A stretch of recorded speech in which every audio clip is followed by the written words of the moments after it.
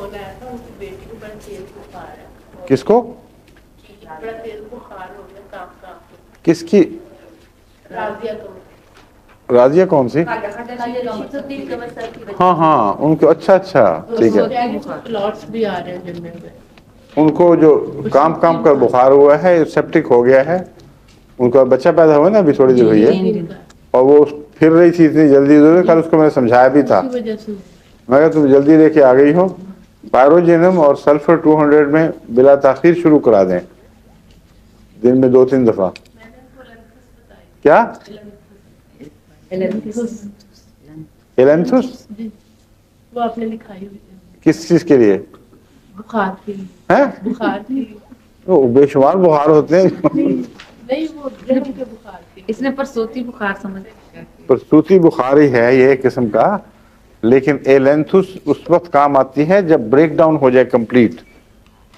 اور وہ میں نے آپ کو کرایا تھا کہ ایلینتھس وہ دوا ہے جو میوکس ممبرین اور اندرونی جھلیوں میں جگہ جگہ اسپاٹ پیدا کرتی ہے جس طرح ایمونیم کاربی کرتی ہے لیکن وہ بہت زیادہ خطرناک ہے.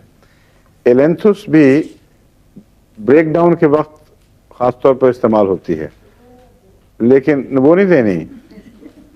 فوری پہلی دوا لازماً سلفر ہونی چاہیے. یہ تو مسلسل تجربے میں ہے.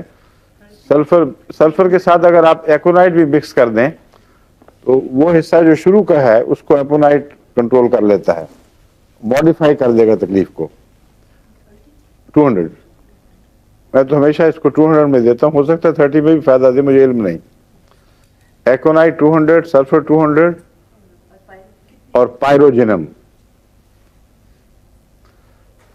ایسی بیماری یہ نارملی سلفر 200 ہفتے میں ایک دفعہ کافی ہوتی ہے لیکن جب ایکیوٹ ڈیزیز ہوں فوری ان میں 10-15 منٹ کے وقفے کے بعد بھی دی جا سکتی ہے. بلکہ بعض جو دواخانے ہیں ان کی کتابیں جو چھپی ہیں ان میں لاکھ طاقت کو بھی شروع میں 2-3 دفعہ 10-15 منٹ کے وقفے سے دیتے ہیں.